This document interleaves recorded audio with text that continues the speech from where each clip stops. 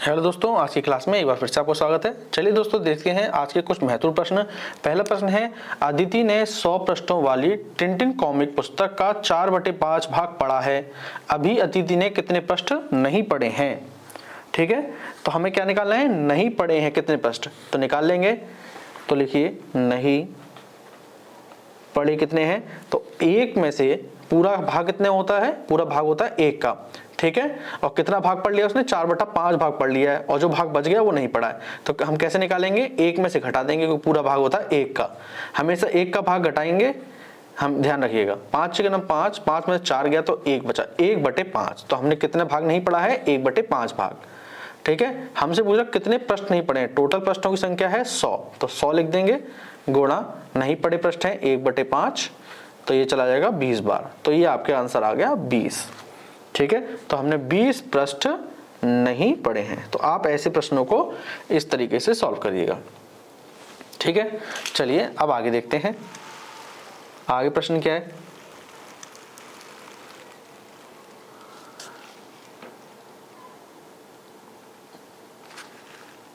चलिए पढ़ते हैं। 561 रुपए को ABC में इस प्रकार वितरित करना है। देखिए, इस टाइप के प्रश्न जरूर आते हैं एग्जाम में, जो वितरित करने वाले होते हैं। ठीक है, कि A को इतना भाग मिला, B को इतना भाग मिला, ऐसे प्रश्न जरूर आएंगे। चलिए देखते हैं आगे कहता है कि A को B से 120 रुपए अधिक मिले तो C से 120 रुपए कम मिले। A को B से 120 रुपए अधिक मिले और C से 120 रुपए कम मिले, तो इसमें B का भाग हमें बताना है। तो सबसे पहले क्या करिए, A B C का आप निकाल लीजिए हिस्सा। चलिए निकाल लेते हैं। देखिए कैसे निकालेंगे, A B और C। हमें देखिए, हमें ये नहीं पता कि B को कितना मिला। देखिए, A को B से 120 रुपए अधिक मिले, मान लेते हैं B को मिले X रुपए। ठीक है, और A को B से 120 रुपए अधिक, यानी कि इससे 120 रुपए अधिक, यानी कि X + 120। ठीक है, A को B से 120 रुपए अधिक मिले तथा C से 120 रुपए कम मिले। ठीक है, यानी कि 120 रुपए कम मिले, 120 रुपए कम मिले। अब देखिए, क्लियर हो गया। A को B से 120 रुपए अधिक मिले, ठीक है, तथा C से 120 रुपए कम, यानी कि 120 रुपए से ज्यादा मिले होंगे C को, ये ज्यादा मिल गए। ये ठीक है, यहां पर क्लियर हो गया। अब टोटल रुपए कितने? 561 लिख दीजिए। X + 120 + X + का 240 बराबर में टोटल 561। X 3x हो गए, तो ये 3x हो गए। 120 240 बारती है 36, यानी कि 360 बराबर के 561। 3x बराबर के 561 में से हमें घटाना है 360। घटाने के बाद कितना आएगा? इसे हम घटाएंगे तो आएगा 201। ठीक है, 201।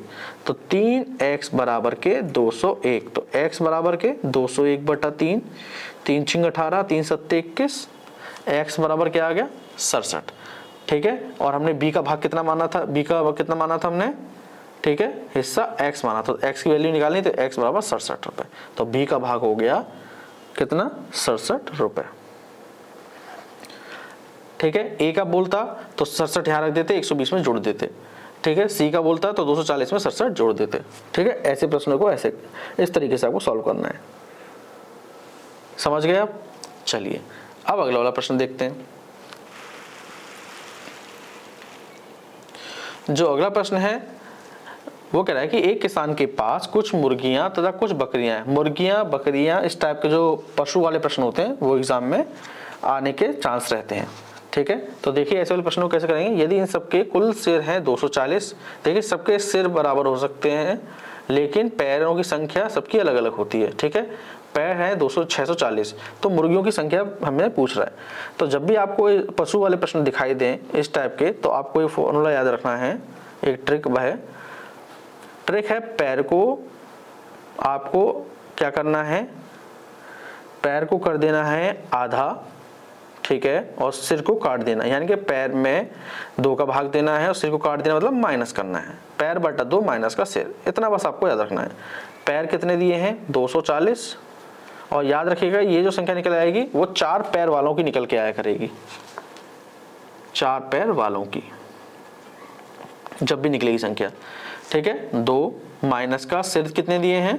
सॉरी, पैर दिए हैं 640, 640 ये हो गया बटे में 2 माइनस का सिर है 240, ये कटेगा 32 यानी कि 320। 320 में से 240 घटाएंगे तो ये आ जाएगा आपके 60 और 20 80, ठीक है 80 आ गया। तो 80 कितने किसकी संख्या निकल के आई? 4 पैर वाले कौन से हैं इसमें? बकरी। तो बकरियों की संख्या हमारी कितनी आ गई? बकरियों की संख्या आ गई 80। लेकिन हमसे किसकी पूछ रहा है? मुर्गियों की, ठीक है। तो मुर्गियों की संख्या भी आप निकाल दोगे। कैसे निकालोगे? मैंने आपको बताया सिर सबके बराबर होते हैं, चाहे मुर्गी हो चाहे बकरी, ठीक है। तो सिरों में से घटा देंगे बकरियों की संख्या को, ठीक है। तो आप क्या करेंगे? 240 में से 80 को घटा देंगे, 0 14 में 60 के 6 और 1 160। 160 आ गई आपकी, क्या निकल के आई हैं? 160 मुर्गियां, ठीक है। बात क्लियर हो गई। बस आपको इतना से याद रखना है सारे प्रश्नों में, पैर बटा 2 माइनस के पैर को आधा कर दो, सिर को काट दो, पैर की जगह पर पैर रख देंगे। कितनी है पैरों की संख्या? 640 रख दी हमने और सिर रख दिए 240, काट दिया हमने इस तरीके से। तो ये 4 पैर वाले जो बकरियां हैं उनकी आगे संख्या, हमें तो चाहिए मुर्गियां यानी कि 2 पैर वालों की। 2 पैर वालों की निकालने के लिए क्या करेंगे? सिर में से माइनस कर देंगे, बस आ जाएगा, ठीक है। तो ऐसे प्रश्नों को आप ऐसे सॉल्व करेंगे। चलिए अब अगला प्रश्न देख लेते हैं। देखिए ट्रिक के प्रयोग करने से क्या होता है कि एग्जाम में हमारे समय का पूरा बचत हो जाता है, ठीक है ना। चलिए और भी देख लेते हैं कुछ प्रश्न है। देखिए कुछ इस टाइप के प्रश्न भी देखने को मिलेंगे कि एक विद्यार्थी को 2 की पावर 5, देखिए डॉट का मतलब याद रखिएगा, एग्जाम में डॉट दिया है तो यानी कि गुणा है ये, ठीक है। 2 की पावर 5 डॉट 9 स्क्वायर लिखने को कहा गया, परंतु उसने 2592 लिख दिया। इन दोनों में अंतर, पहले इनका जो आपने लिखा है इसको निकाल लीजिए, ठीक है। कितना लिखने को कहा गया है? लिखने को कहा गया है 2 की पावर 5 गुणा 9 की पावर 2, इसका वैल्यू निकाल लीजिए। 2 की पावर 5 हो जाएगा आपके, अगर हम 2 की पावर 5 करेंगे तो 2 दूनी 4, 4 दूनी 8, 8 दूनी 16, 16 दूनी 32 गुणा 9 का स्क्वायर 81। इनकी गुणा करिए, तो इनकी गुणा करेंगे तो कितना आएगा? 32 गुणा 81 करने के बाद आएगा 2592, ठीक है। परंतु उसने लिखा कितना है? लिख दिया, कितना लिख दिया है? 2592 लिख दिया है। अच्छा, सेम टू सेम आ गया, ठीक है। इनका अंतर बताना है। 2592 में से फिर 2592 माइनस करना है, तो आंसर आपका आएगा 0, ठीक है। तो बात क्लियर हुई। ऐसे प्रश्नों को भी आप सॉल्व कर सकते हो। अब आज का अंतिम प्रश्न भी देख लेते हैं।